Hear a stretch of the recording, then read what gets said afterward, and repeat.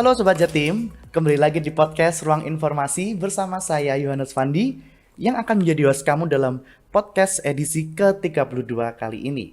Podcast Ruang Informasi merupakan podcast resmi milik pemerintah Provinsi Jawa Timur yang dikemas secara ringan dan santai, berisikan kebijakan-kebijakan pemerintah Provinsi Jawa Timur, event-event yang ada di Provinsi Jawa Timur, dan juga hot issues yang sedang beredar di masyarakat. Nah, Sobat Jatim, saat ini saya sedang berada di kantor Badan Pusat Statistik Provinsi Jawa Timur dan sudah hadir bersama saya di sini ada Kepala Badan Pusat Statistik Jawa Timur, Bapak Dr. Insinyur Zulkifli. Selamat sore, Bapak. Selamat sore, Mas Pandi dan juga teman-teman Sobat Jatim. Pak? Alhamdulillah. Baik, mungkin Bapak mau menyapa Sobat Jatim langsung, silahkan Pak. Ya, selamat sore teman-teman Sobat Jatim. Selamat mengikuti tentu podcast kita kali ini yang sangat luar biasa menurut saya, teman-teman semua.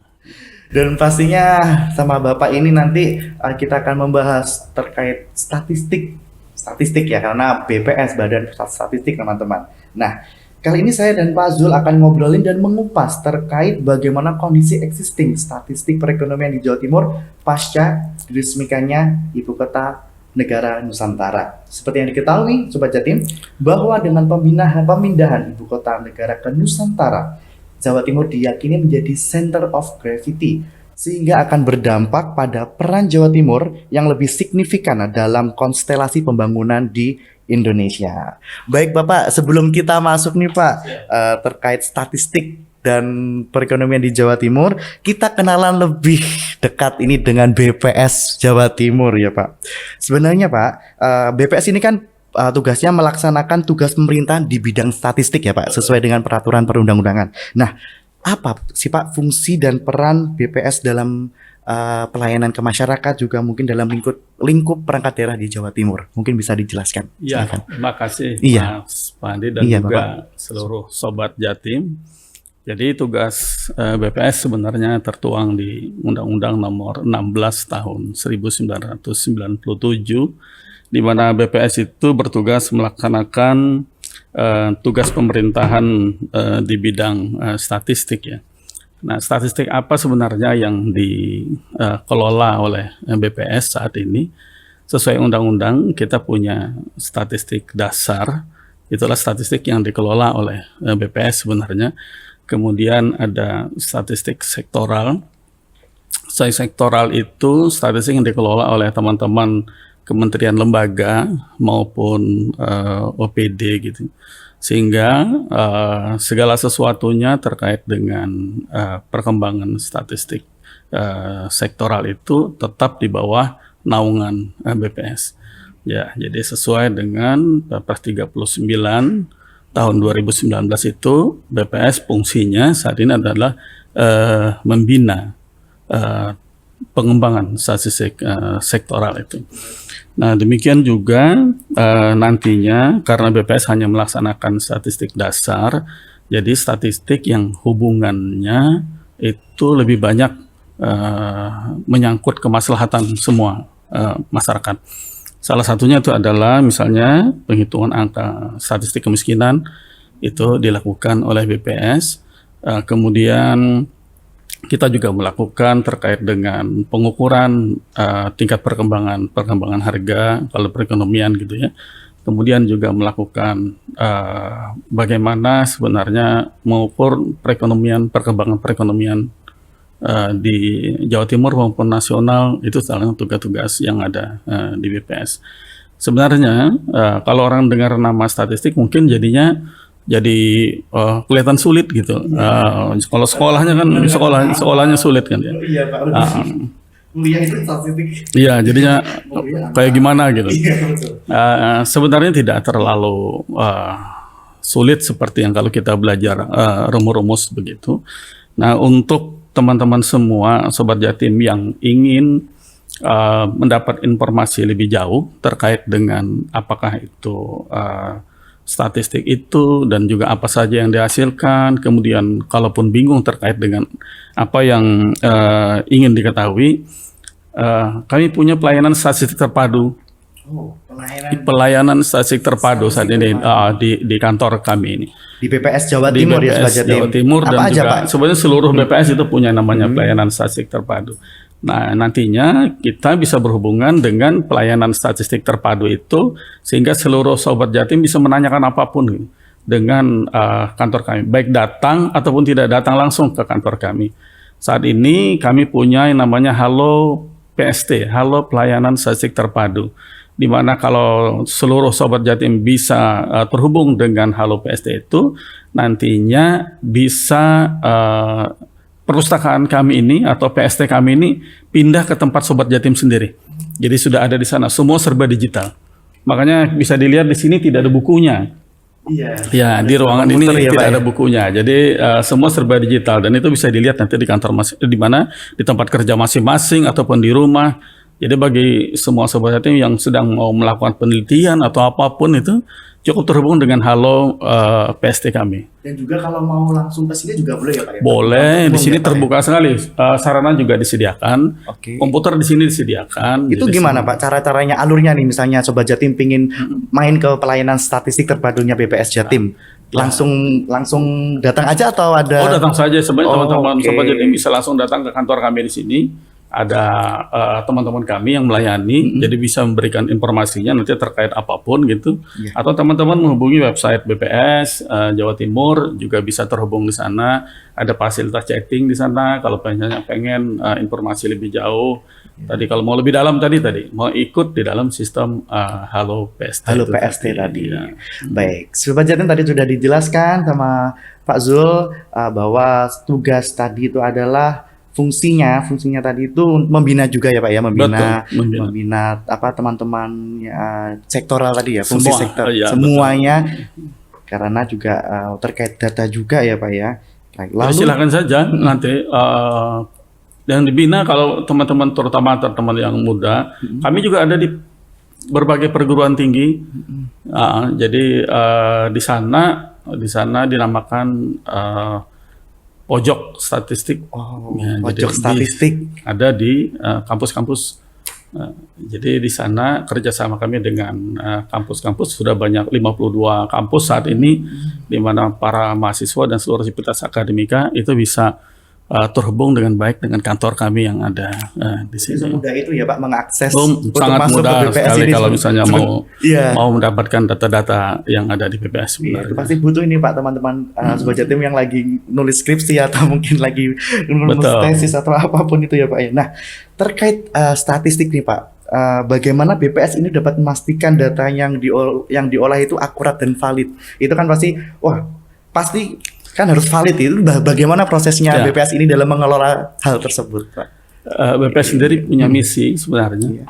Penyedia statistik berkualitas saat ini untuk Indonesia maju ya. Jadi kita punya keinginan bahwa apa yang kita hasilkan itu harus berkualitas. Kami punya sebuah bagian di Jakarta itu yang namanya metodologi dan informasi statistik yang nantinya akan menjamin seluruh sistem kami itu sesuai dengan aturan yang berlaku secara internasional. Jadi tidak perlu khawatir terkait dengan data-data yang ada di BPS, itu pasti sudah ada ukuran yang sangat valid untuk itu. Kemudian juga data BPS itu sifatnya sangat rahasia, jadi itu yang penting. Sehingga kalau misalnya kami mempunyai data dari seluruh Sobat Jatim misalnya yang kami datangi, data itu tidak akan bisa dilihat orang lain secara individual, tidak bisa. Jadi hanya muncul secara agregat. Kalaupun muncul dalam database, dia nama dan alamat itu biasanya dihilangkan. Ya.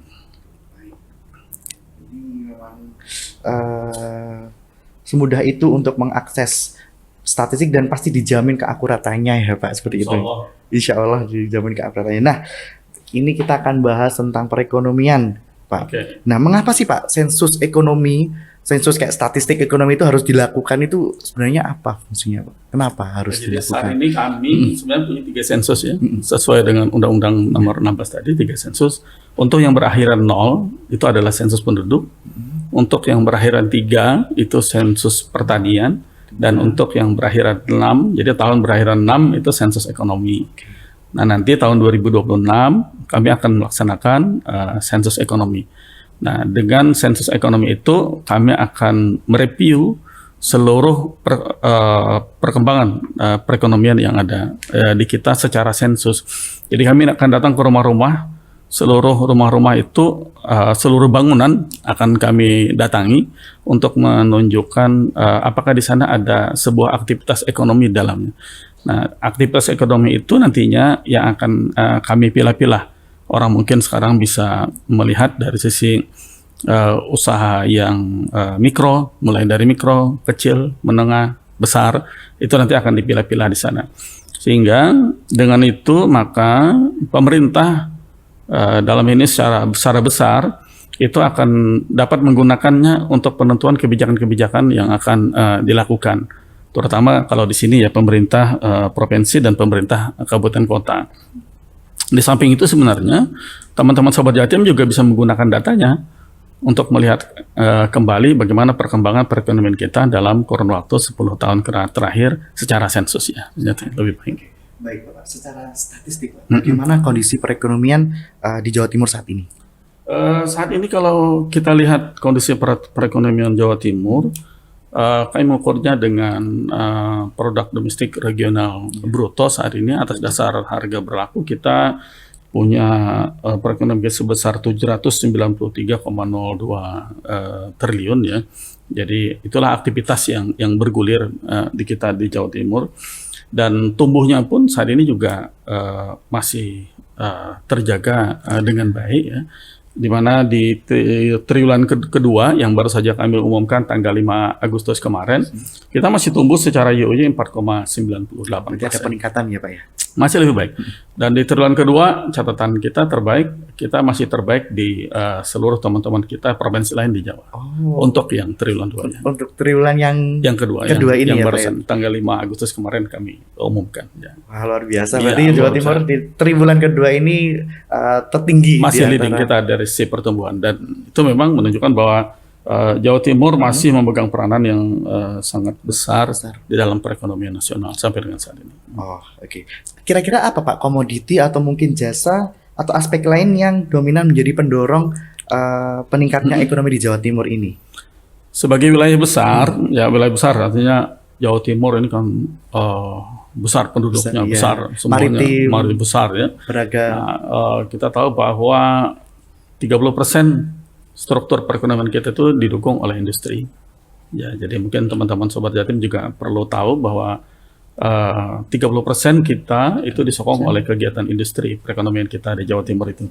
Kemudian dari sisi perdagangan juga sekitar 18% itu menyokong industri kita.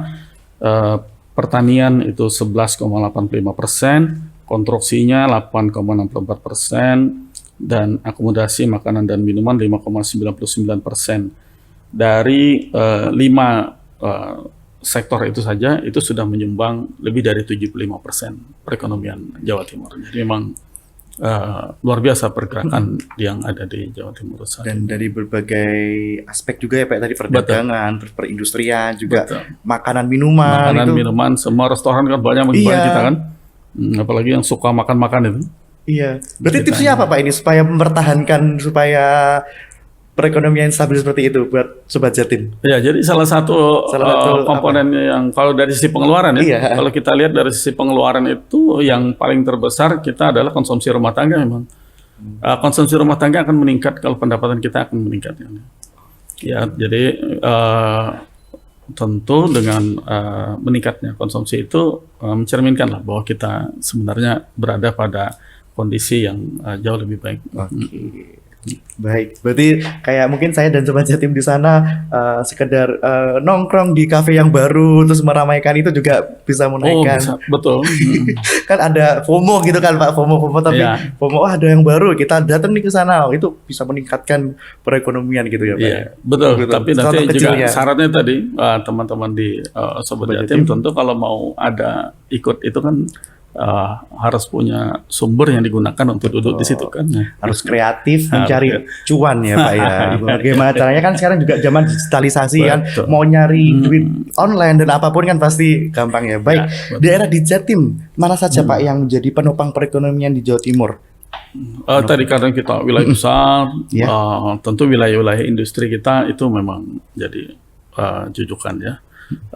Surabaya pasti itu karena Surabaya memang besar sekali, dia memiliki share terbesarnya saja hampir 25% untuk Surabaya. Kita tahu perekonomian kayaknya jalannya di Surabaya begitu luar biasa. Tetangganya sini Sidoarjo, Gresik. Gresik, Pasuruan, itu kemudian Kediri juga dengan aktivitas rokoknya yang besar di sana. Kemudian Mojokerto tadi tetangga-tetangga Surabaya, Surabaya dan tetangga-tetangganya ini itulah sebenarnya saat ini lebih banyak menopang perekonomian Jawa Timur ya. Baik. Lalu pasca IKN diresmikan oleh pemerintah Nusantara diresmikan ini Pak, meskipun masih dalam proses pembangunan ya Pak ya. Secara statistik apakah ada peningkatan ekonomi di Jawa Timur setelah ada IKN Nusantara ini? Secara khusus kita memang tidak menghitung pengaruh IKN ke perekonomian Jawa Timur ya. Mungkin kita tidak tahu ke depannya bahwa nanti itu akan dilakukan, tetapi sampai saat ini kan alur ekonomi perdagangan lah antara Jawa Timur dan Kalimantan Timur utamanya itu kita masih berjalan dengan sangat baik. Jadi masih beberapa komoditas-komoditas utama, terutama komoditas industri kita, dari hasil survei perdagangan antar wilayah di Jawa Timur. Jadi beberapa misalnya makanan hewan tadi dari industri yang ada di sini itu juga dikirim ke sana. Kemudian minyak-minyak pupuk itu asalnya dari Jatim dikirim saat ini ke sana. Cuma ke depan ya, kalau misalnya di sana sudah orangnya banyak gitu, kebutuhannya banyak, tentu nantinya semua ini butuh sarana di sana untuk ketersediaannya, dan Jatim memiliki potensi besar untuk menyediakan semua itu karena Jatim merupakan penyuplai yang utama dengan produk-produk terutama produk-produk pertanian yang banyak dan juga kemampuan industrinya yang besar di sini. Nah, tanggapan Bapak terkait Jawa Timur ini sebagai gerbang ibu kota negara, center of gravity, bagaimana Bapak? Nantinya memang karena kita punya semuanya Jawa Timur itu, kita memiliki produksi beras tertinggi ada di Jawa Timur, sehingga nanti pastilah nanti Jawa Timur akan menjadi jujukan untuk semua itu. Kemudian juga kita dari sisi perindustrian tadi kita juga sangat besar di Jawa Timur, dan itu akan sangat mendorong kebutuhan-kebutuhan. Kalau itu sana di KN itu kan jarang kan tidak terlalu jauh dengan Jawa Timur sebenarnya.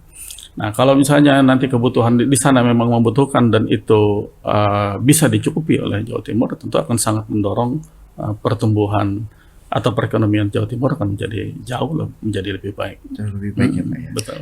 Baik. Untuk ngobrolin tentang Jawa Timur tadi Pak, Yeah. bagaimana prediksi ini ngomongin apa ya Pak ya, prediksi statistik perekonomian di Jawa Timur ke depan jika nantinya Nusantara ini benar-benar beroperasi seutuhnya Pak? Iya. Jadi memang tadi perekonomian Jawa Timur salah satunya itu adalah industri besar, pertanian besar di kita ya. Kalau memang bayangannya itu ya Sobat Jatim, kalau misalnya nanti di daerah IKN itu sudah ada penghuninya gitu, sudah ada penghuninya, tentu kebutuhannya itu akan sangat besar nantinya di sana, akan sangat besar, tentu akan mencari supply di mana saja sebenarnya akan bisa menyediakan kebutuhan-kebutuhan yang ada di IKN, dan salah satunya itu tentu adalah Jawa Timur sebenarnya. Jawa Timur bisa menjadi penyuplai yang luar biasa. Kalau itu terjadi, maka bisa dipastikan bahwa di Jawa Timur sendiri seharusnya masyarakatnya itu akan berkembang menjadi lebih baik. Kalau kebutuhan pertaniannya menjadi lebih besar, kebutuhan beras menjadi lebih besar misalnya, kemudian hortikulturanya menjadi lebih besar di sana, kemudian juga dari sektor industri, apa yang dibutuhkan di sana juga bisa dicukupi oleh Jawa Timur, tentu perkembangannya akan menjadi sangat luar biasa untuk Jawa Timur nanti ke depan. Oke. Setelah kalau nantinya IKN beroperasi, pastinya juga kebutuhan akan semakin meningkat. Juga nanti di Jawa Timur sendiri ini perekonomian insya Allah juga menjadi semakin lebih maju. Seperti itu ya Pak ya. Baik, sejauh ini Jawa Timur apakah sudah benar-benar menjadi center of gravity Pak?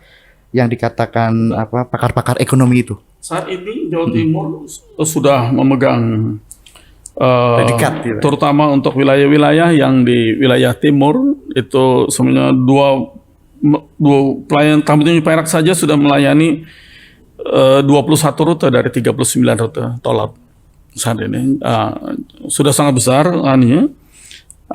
hampir 80% logistik di 20 provinsi di Indonesia Timur itu disuplainya dari Jawa Timur.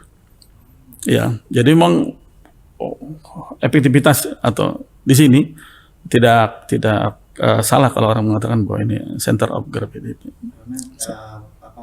Kondisi yang benar-benar aktif itu ya Pak ya, aktif tadi itu sangat luar biasa itu, aktif itu akhirnya ya benar center of gravity, jadi menjadi center of gravity. Baik, nah Jawa Timur ini sudah sangat besar Pak, menjadi tumpuan provinsi lain, ya kan? Nah, apa yang harus dilakukan Jawa Timur secara aktivitas ekonomi agar mungkin nantinya lebih baik lagi? Jadi sebenarnya kita tidak akan mungkin bisa terus-terusan menyediakan orang lain kalau nanti di Jawa Timur sendiri tidak memenuhi kebutuhan yang ada itu. Nanti barang kita bisa keluar, tetapi kita sendiri tentu harus cukup kan? Inilah perlu untuk kita semua, para pemangku kepentingan di kita semua untuk mempelajari bahwa nanti ke depan kalau ternyata permintaan itu akan bertambah menjadi lebih banyak, terus bagaimana nanti kita mempersiapkan untuk memenuhi permintaan yang ada itu.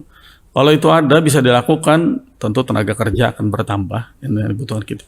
Pengangguran pasti itu akan berkurang, harapannya kemiskinan juga akan semakin berkurang di kita dengan adanya hal-hal yang seperti itu ya. Memang harus diperhatikan itu tadi ya Pak. Betul. Ya. Kita harus tahu kapasitas kita yang dari kita sendiri seperti itu ya Pak. Baik Bapak, ini terima kasih Bapak banyak atas waktunya. Dan sebelum saya tutup podcast kali ini Bapak, saya ingin Bapak memberikan closing statement kepada Sobat Jatim dimanapun. Iya, jadi seluruh teman-teman Sobat Jatim, pada intinya BPS itu siap untuk mempersiapkan data terkait dengan pengembangan IKN itu sendiri. Apabila data itu terutama khususnya berada di Jawa Timur, maka seluruh teman-teman Sobat Jatim sebenarnya bisa datang atau mengakses ke website BPS Provinsi Jawa Timur ataupun tadi terhubung dengan pelayanan statistik terpadu yang ada di BPS. Dan juga kami tentu ikut menghimbau apabila ada anggota kami ataupun bagian dari kantor BPS ini yang datang ke tempat teman-teman Sobat Jatim, itu mohon untuk diterima dengan baik dan diberikan jawaban yang sesuai supaya apa yang kita dapatkan itu menjadi berkualitas dan dapat digunakan dengan lebih baik, dan keputusan yang diambil oleh seluruh pemangku kepentingan pun akan menjadi lebih baik. Sukses saya rasa untuk teman-teman semua Sobat Jatim.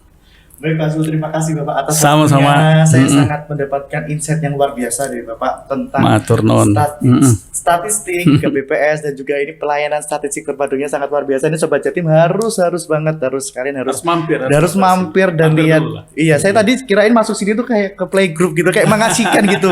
Jadi kayak saya seneng, vibes-nya itu enak dan lengkap banget Sobat Jatim. Iya, santai banget di sini dan juga aksesnya gampang juga kalau mau ke sini. Dan juga kalau kalian jauh mungkin ada di luar kota Surabaya bisa langsung mengakses di Halo PST tadi ya Bapak ya. Betul. Itu semua data akan ada di situ dan kalian bisa mendapatkannya dengan gratis dan gampang. Tapi yang di Surabaya dan sekitarnya ingin mampir ke sini langsung aja datang ke kantor BPS Provinsi Jawa Timur di Surabaya. Baik Bapak, sekali lagi terima kasih waktunya. Semoga Bapak sehat selalu, sukses selalu. Dan untuk Sobat Jatim, next episode akan membahas apa nih? Podcast Ruang Informasi ini langsung aja tulis di kolom komentar di bawah. Dan akhir kata, saya Yohanes Fandi, Pak Zul dan juga seluruh kru yang bertugas di sini mohon pamit undur diri dan sampai jumpa.